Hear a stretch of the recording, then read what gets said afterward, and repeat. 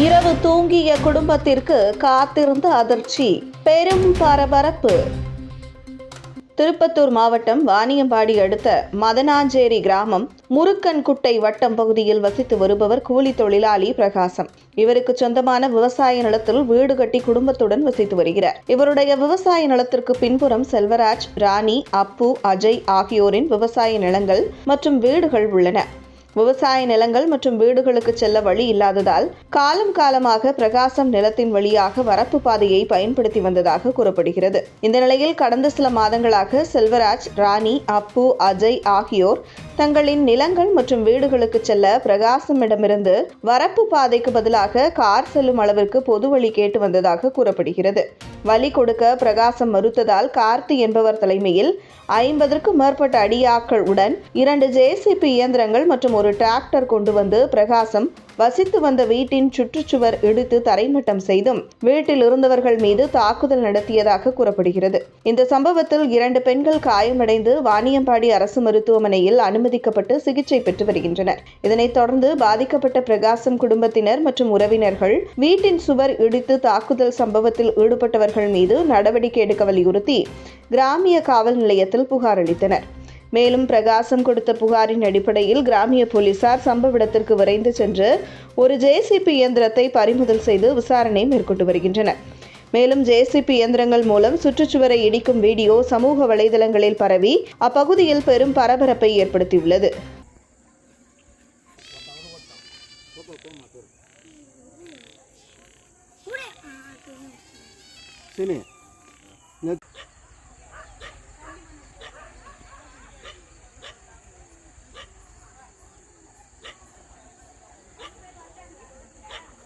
மாதிரி உட்காந்துக்கிறான் பாருங்க.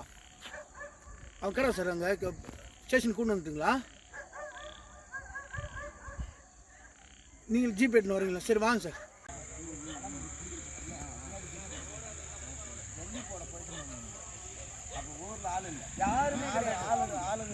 தேங்காய் மரம் மொத்தமே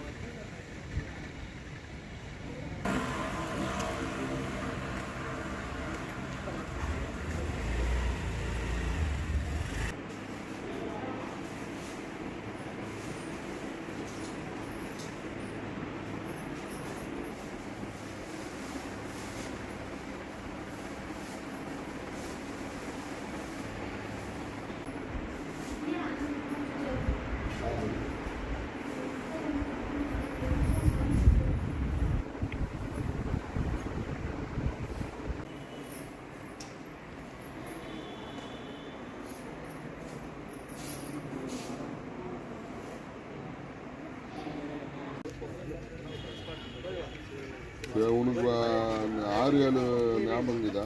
6-7 9 சொல்லுங்க.